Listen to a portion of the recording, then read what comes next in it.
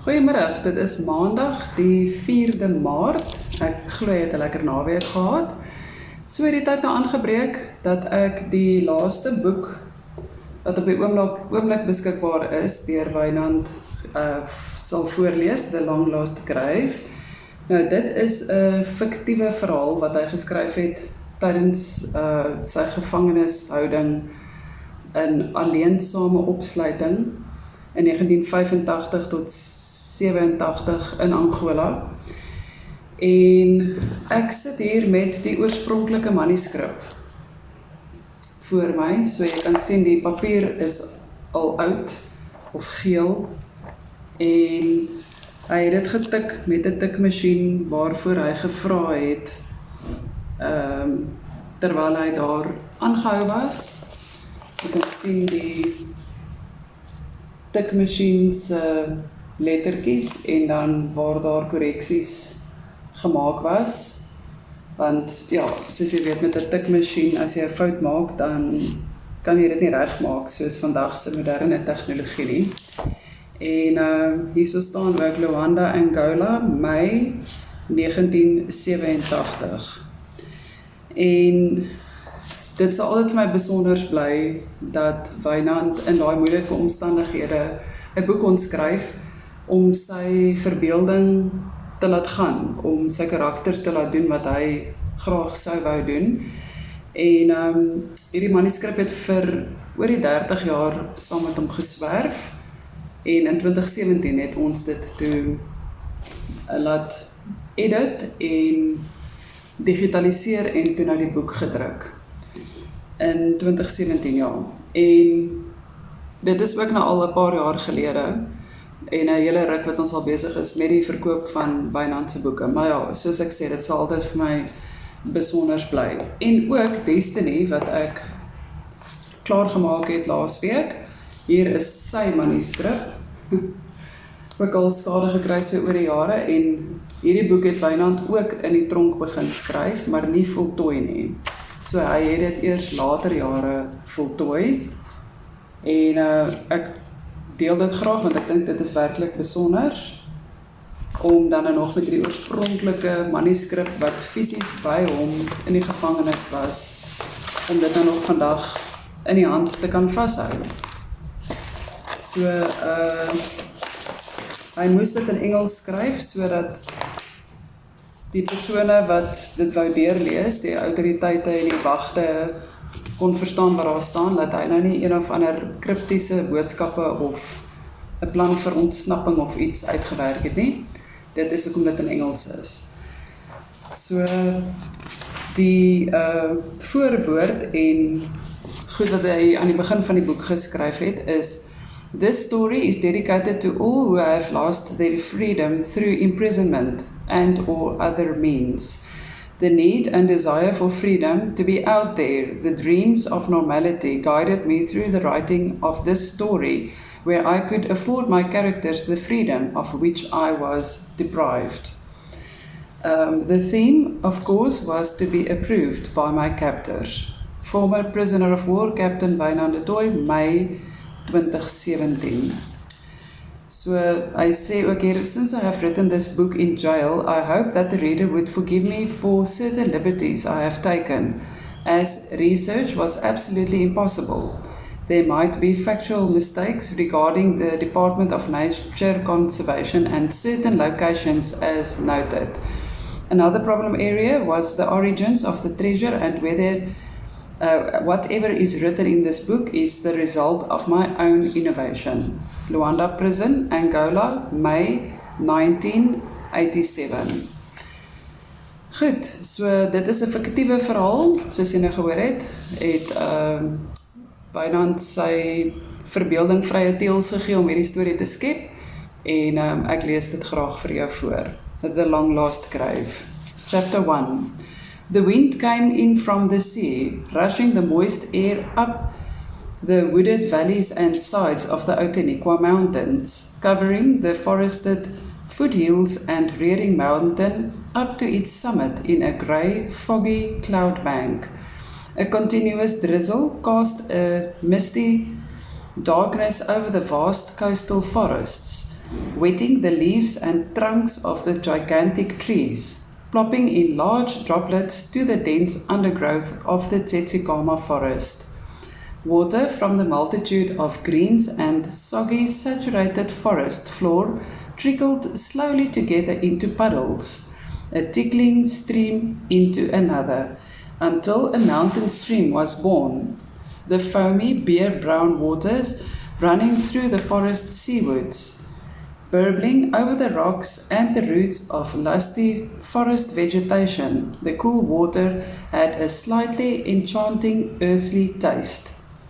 Rob de Bois filled his fire-blackened kettle in such a stream and placed it carefully on the coals at the side of the small fire.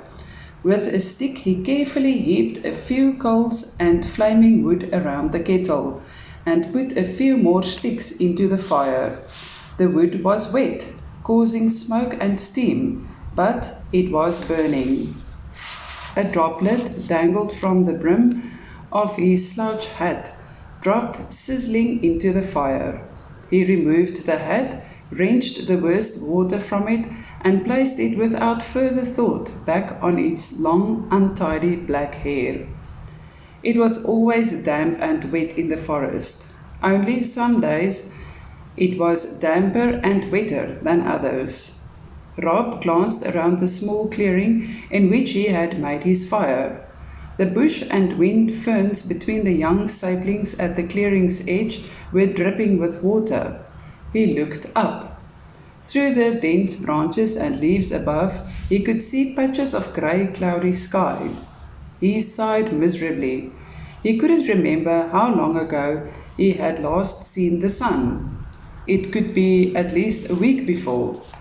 Involuntarily, he glanced at his watch. It was one of those that were supposed to work down to 30 meters underwater, but this one must be faulty. It was all fogged up and it had stopped a considerable time ago. With a shrug, he turned back to the fire and stirred 2 spoons of coffee into the boiling water. He ruefully looked at the almost empty plastic bag. Perhaps there was enough left for one more time. He didn't bother to search for sugar. That was finished for a long time. So were nearly all of his provisions. It was time to leave the forest, to abandon his fruitless search. Rob grimaced as he sipped the bitter black coffee and wiped a runny nose with the wet shirt sleeve. His thoughts wandered back to what had brought him to the forest in the first place. Being a freelance journalist, he had always been a nature and wildlife enthusiast. Consequently, he spent most of his time researching and writing articles concerning these subjects. His numerous successful contributions to the magazine Nature World had made him a minor celebrity in his field. It was therefore quite normal for him to become extremely excited about a small piece of newsprint sent to him by a close friend. He didn't say very much, but enough to incite his ever-hungry curiosity. It read, "Elephants survive. No hope existed that the famous Knysna elephants will still survive in the vast Tsetsikama forest until 2 students on a hiking excursion unsuspectedly bumped into the giants. The Knysna elephants were last seen nearly 11 years ago, were long believed to have died out. This sighting of 3 elephants occurred somewhere in the forest north of Nature's Valley. No photographs were taken by the startled students. The elephants had shortly disappeared and weren't seen again. They reported the sighting to Mr. Peter Crawford, a local forester." And that little note, which had appeared almost 6 months ago in the Cape Times, had brought him into this wilderness a little over 3 months ago. 3 months of living in the jungle, of miles and miles of endless searching, and not once a trace or a sign of the elusive beasts. Beginning in the Montague Pass near George, his search had led him through valleys, forests and mountains past Bergplaas, Karatara, up to Prince Albert's Pass, down to the sea east of Knysna, back again north of the Craigs and Nature's Valley, to where he was now. And right now he didn't know where that was, but he guessed his position to be somewhere in the southern slopes of the Kouga Mountains. He was tired of this search, tired of dreaming of pink elephants and white elephants at night. For the last week or two, he had been dreaming about drowning. Must be the weather, he gloomily thought. Still, he had assembled a vast amount of material, enough for a good report on this forest and its teeming fauna and flora. But, disappointingly, no elephants.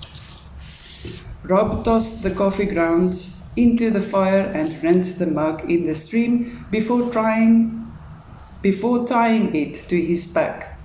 Making sure the fire was properly put out, he hefted his pack. He couldn't be too far from the N2 highway. He just had to head south. Some other time he should reach it. Determined, he set out, heading south through the jungle. Soon his clothes were drenched as he battled his way through the chest-high ferns, shrub and saplings, using his heavy machete to clear his way whenever necessary. The rain never faltered. The huge droplets from the trees above never ceased and continued to drop dully onto his soaked slouch hat, running down his poncho, into his trousers or onto his trousers and into his boots. But he kept on, staying close to the stream, the water sloshing in his boots with each step. He desperately wanted a cigarette. None left though, and he licked his wet lips as he stepped over a moss-covered trunk and nearly slipped. A long time later, he didn't know how long because his watch didn't work, Rob realized that the forest was becoming denser, and the sound of the bubbling water warned him that the stream he was following was increasing in volume and speed. Using the machete skillfully, he moved his 6-foot body through the sodden undergrowth. He couldn't get wetter. He only wanted to go on, to get out of the jungle. The next moment, Rob stopped abruptly, nearly too late. In front of him, the ground dropped away for a good 10-15 feet. Carefully, he climbed down the lichen-covered rocks, using the protruding roots of the towering giants to steady him. Halfway down, he lost his footing. For a moment, he managed to hold on. Then the root broke, and Rob tumbled backwards, falling rucksack first through the lush greens, hitting the soft leaf-covered ground with a thud, rolled over once and stopped in a mass of wild ferns. Tired and discouraged, he lay there, breathing hard, and wiped a large spiderweb from his face.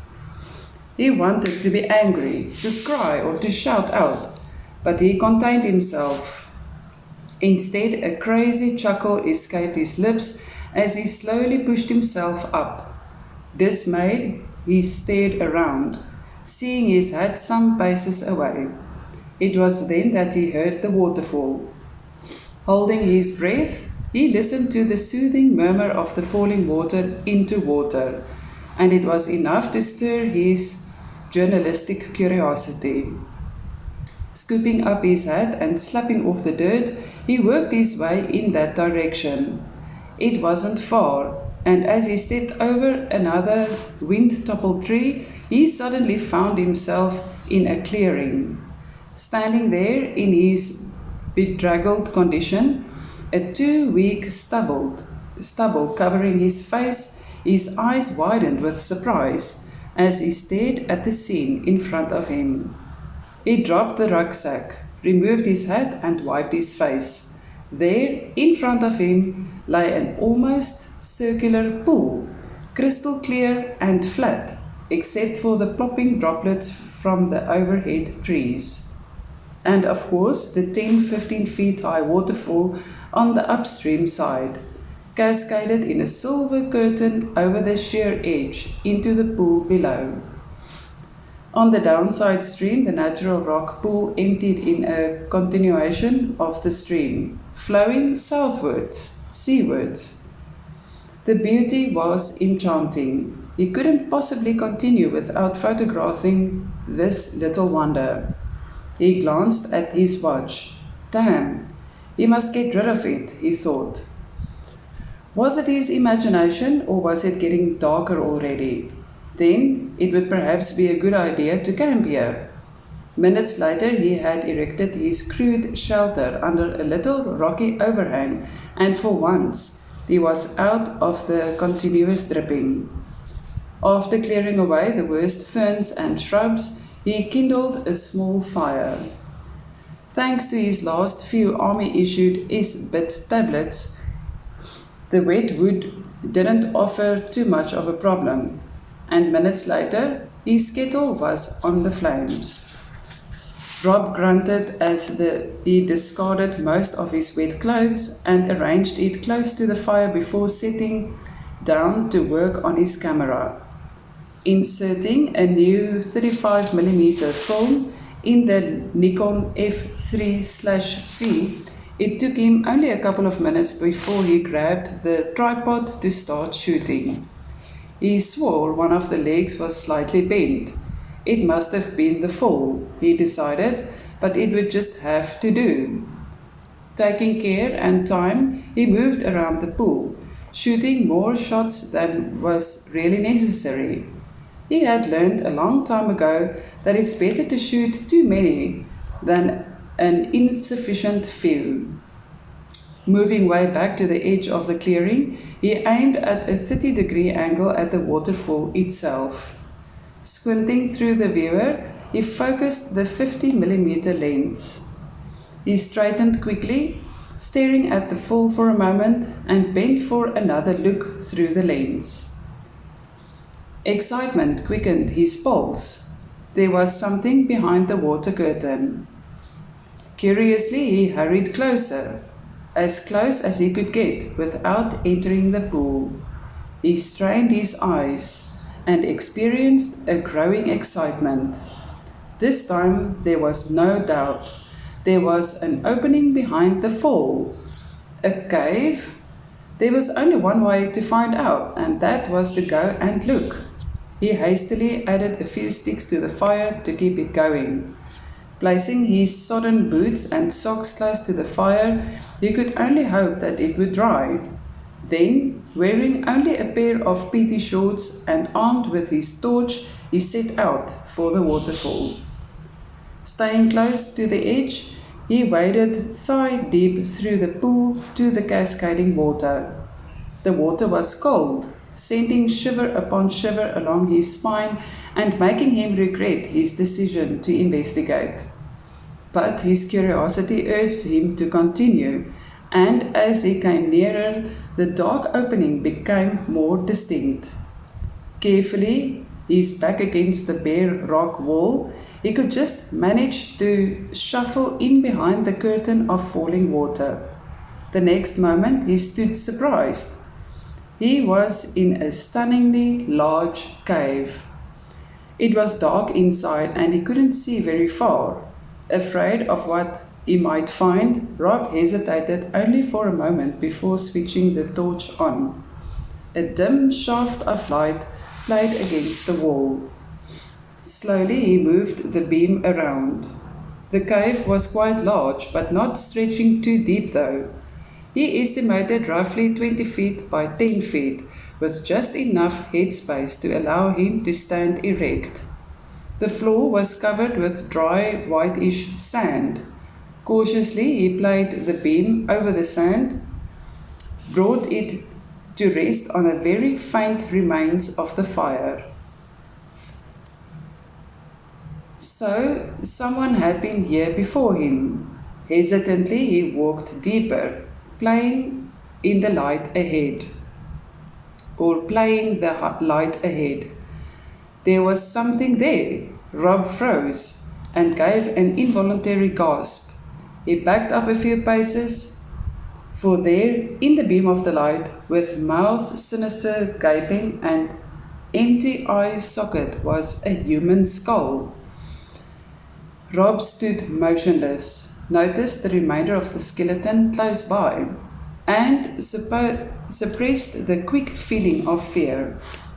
The skeleton had obviously been there for many years, probably older than him. He went through the cave, searching, but except for a few upside-down hanging bats, there was nothing. He returned to the skeleton. His next discovery was a rusty sword, half buried under the sand. He whistled his amazement as he turned the antique in his hands.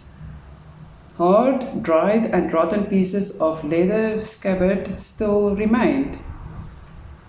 He was no boffin in this field, but if his guess was correct, then this was a sword of an early 19th century British naval officer. Stolen or picked up by a native, or was this the remains of a British officer? Hastily, Rob scratched through the sand under and between the bones, and his fingers touched something hard. A pistol! Unbelievable! He inspected the rusted remains and noticed a brass label on the wooden butt. He wiped it as clean as possible and read the faint writing in the dim light of the torch. Gunmaker to His Majesty. This was indeed the remains of a white man, a sailor. How long had it been here? Undisturbed until now, and from what ship? A deserter perhaps, or a survivor from a shipwreck? And why here, so far from the coast? He was curious. Curious answers would be nice. Half an hour later, he discovered the hardened remains of an officer's epaulette. He glanced at the little pile of findings, a few brass buttons, a belt buckle, pieces of leather, and now the epaulette. He was satisfied that this was indeed the lonely grave of a British naval officer, probably a survivor of a shipwreck somewhere along the stretch of the coast. The batteries were almost flat, and the beam was down to a weak and yellowish light in the darkness of the cave. Rob stood to go, and as he did, the light fell on something higher up against the cave wall. It was a leather bag, blackened and hardened by age, safely propped up in a narrow ledge. He reached out and touched it, noticed that it was strangely intact and undamaged. For a moment he hesitated, and then he firmly took hold of the bag and started back to the entrance of the cave.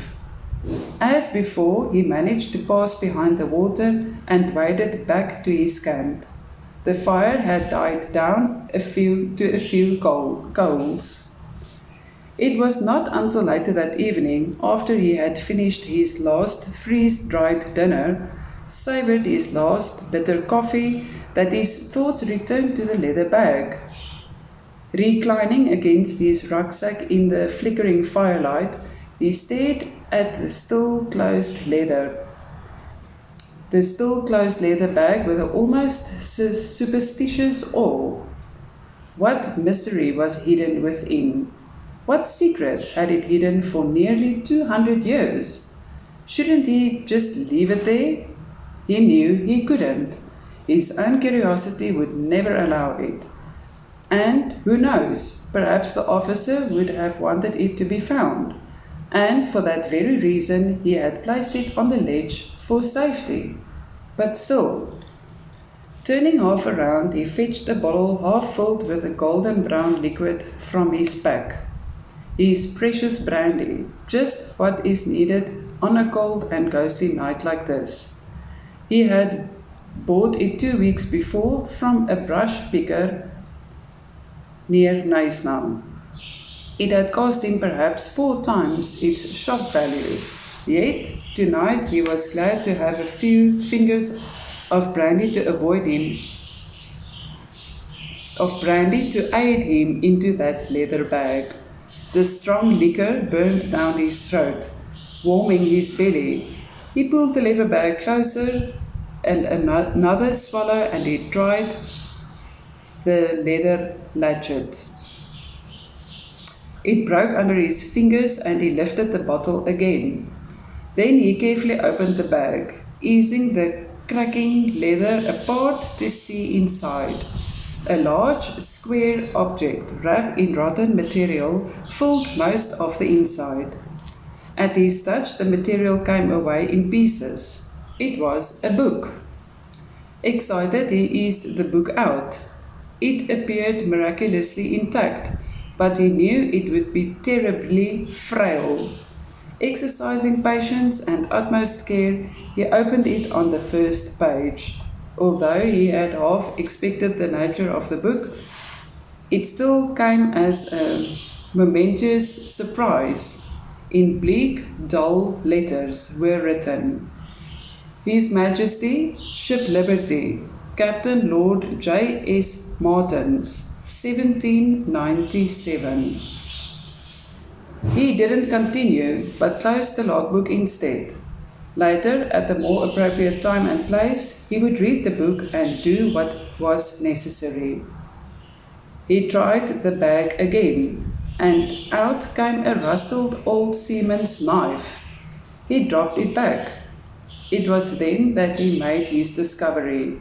He stared in disbelief. In his hand he held a large gold coin. He returned the book to the leather bag. From his pack he took a rectangular Tupperware plastic container and emptied his medicinal supplies from it. With extreme care he placed the leather bag with the ship's log in the container and sealed the airtight cover. He pushed the container deep into his rucksack before reclining next to the fire with the remainder of the brandy. Tomorrow morning he would complete the photo series with some shots inside the cave, and snuggled deeper into the warmth of his sleeping bag. He drifted asleep beside the dwindling fire, the gold coin still clasped in his hand. He dreamed of a savage storm with monstrous waves and currents. It was still raining. The White Peaks bored Datsun pickup drove at a reckless speed along the muddy forest road, bumping through the water-filled holes of the deserted path. Cathy Moore wiped a rebellious strand of hair from her forehead as she peered through the rain-washed windscreen, the worn-out wipers unable to keep up with the downpour. She didn't slow down and kept the Datsun at a breakneck speed along the slippery road. She was in a hurry. A faulty telephone at the northern outpost of the park had brought her out early this morning. Amidst the continuous squalls of rain, the water had brought one of the poles down, snapping the lines.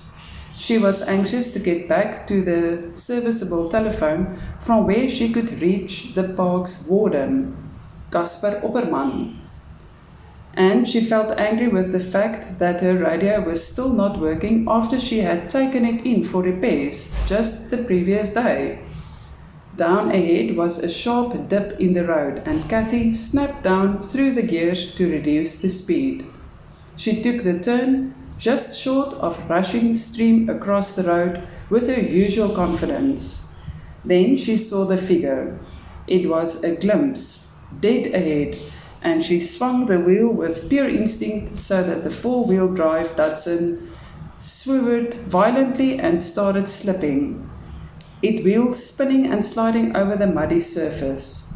At the same time, she hit the horn, squealing an angry warning to the careless pedestrian.